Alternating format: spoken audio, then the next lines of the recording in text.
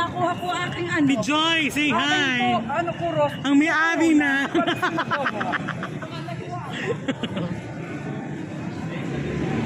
Dalawa pang ano mo. Pang ganyan. Say hi! Hi, I'm tired. Come here, come over. Sweet Pete's, welcome to Pabasang Bayan 2025. So today is April 10. April 10. At nag-aayos na po kami kasi mag-o-open officially ang exhibit ng April 11. Ang pabasa ay April 12. Hanggang April 13 po ang display dito sa ano natin. So nagdadatingan na po ang mga imahen at syempre mayroon pong mga bibihisan pa natin. Di ka paypay ng santo. So yan po ang gagawin natin. So yan, di pa busy Betania. Ayan! So anong giveaway natin this year?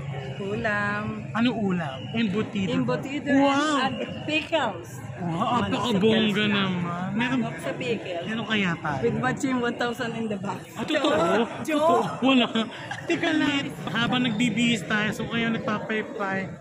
Kaya si pa-airconin mo na. Pa-aircon mo. Summer is now. Summer is here. Wow, pogi, pumogi lalo. Aba? Siyempre. Pilay. Ang pinagaling. Eh si Owa. Owa! Say hi! Ang busy-busyhan natin. Nasaan yung mga alaga mo? Bago pa lang po sinusundo ng pamilya. Ay, yung hari. Nakuha mo. Pagkadating ng service. So ang ating ipapakita ngayon ay si Jesus ay tinangkang suluin ng mga pariseyo sa pananalita.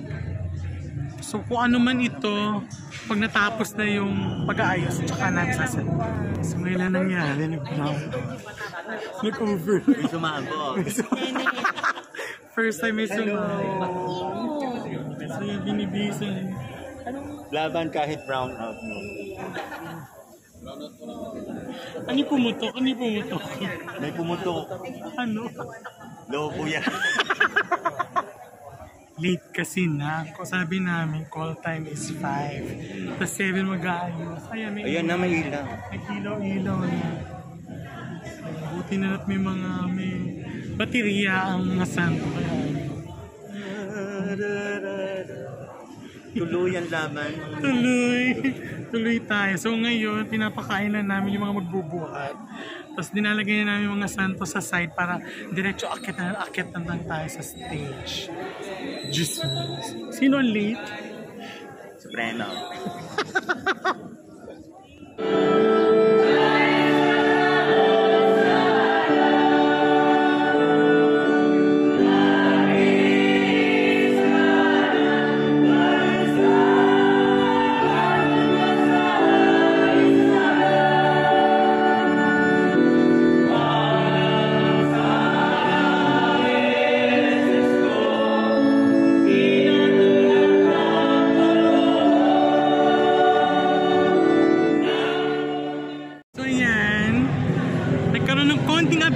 Pero okay na, nagkaroon na ng ilaw. So, yung mga finishing touches na lang po tayo katulad ng ginagawa ni Harvey. Say hi! Ayan.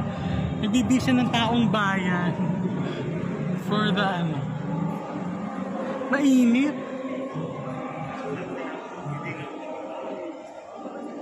Yan, panoorin natin kung paano siya magbihis.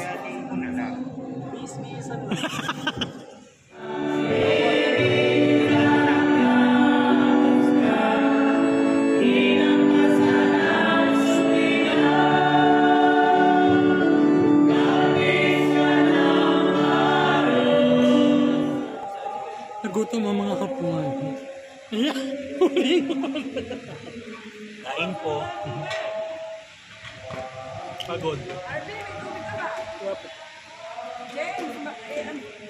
Uy, rinig ko sa vlog. Sabi mo, kain po. Kain po. Sa ate Elsie, Ilumen, Kuya Raymond. Hindi pa kami tapos actually. Magdadrive pa kami ng mga kapo. Ayaw nga. i-arrange ko yung mga Caro Harvey. Kaya mo na yan, ano, uwi na kami. Ano, Harvey?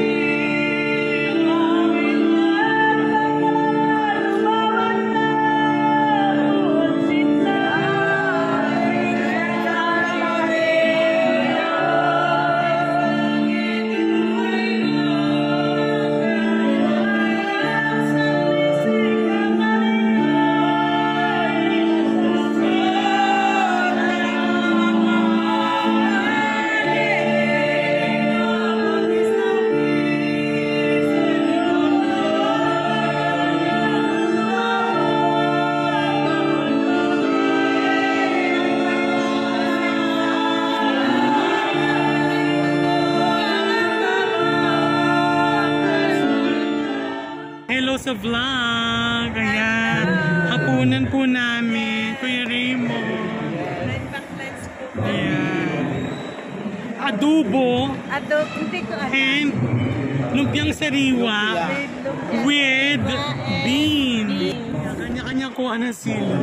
So ito na po yung kainan natin sa dulo. Dahil may ano. Hi!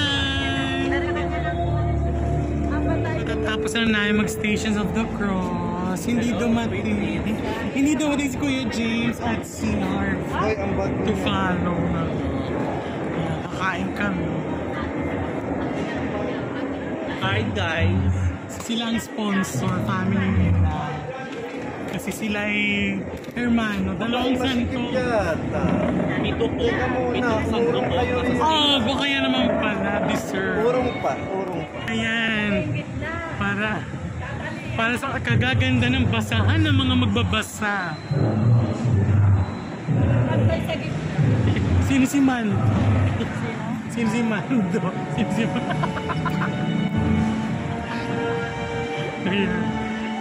Ayan. Alam niyo ba, si Kuya James ay hindi talaga umaakyat. Dahil may atraso siya. Bakit siya for me? Kasi kung saan kami dadalhin nito at meron siya surprise. May pinagawa siya. Sa Lumban. Kaya naman pala. Ito Mike, oh. Nasaan yung dahon?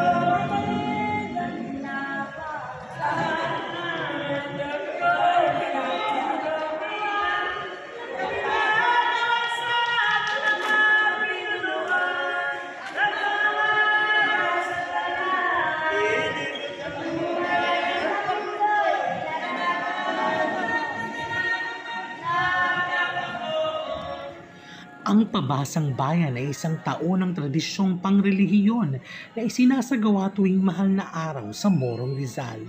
Ito ay isang pampublikong exhibit ng mahigit 40 imaheng pangprosesyon na ilalagay sa isang grandeng tablo or di kaya sa mga karo na nagpapakita ng mga makasaysayang tagpo mula sa buhay ni Jesus. Karaniwang ginagawa ito tuwing Sabado bago ang linggo ng Palaspas sa Gymnasium ng Bayan. Ang tradisyong ito ay nagsimula noong 1996 at naging bahagi ng kultura ng Morong.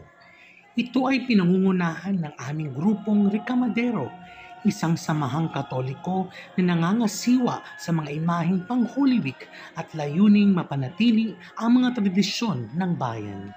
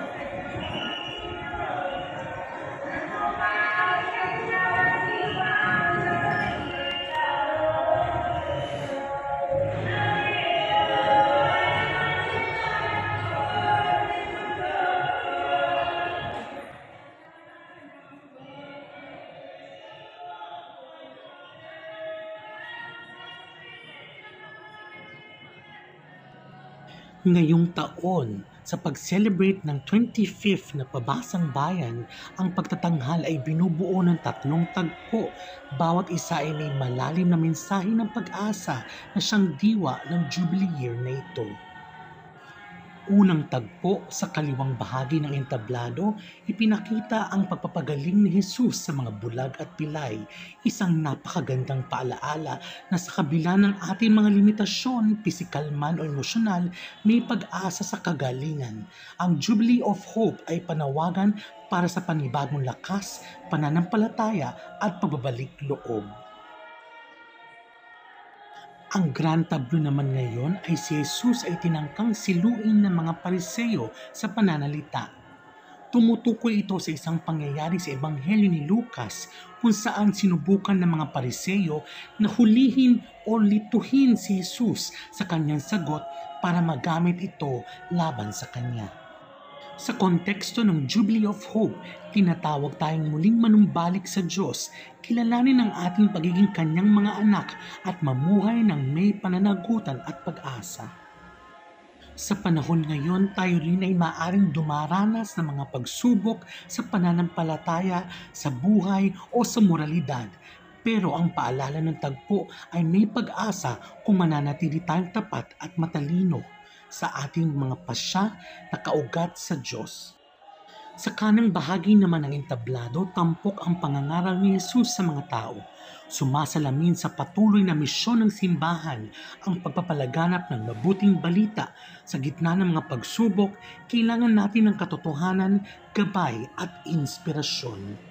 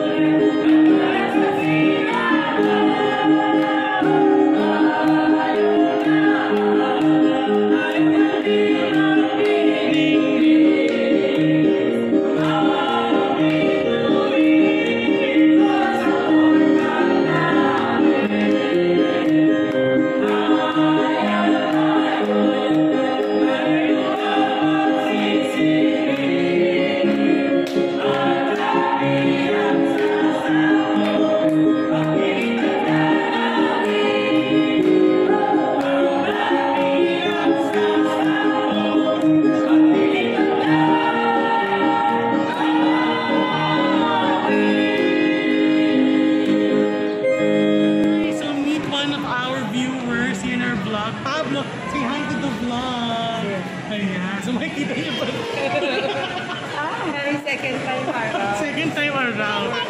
Ayan, hello. Say hi! Say hi! Ana!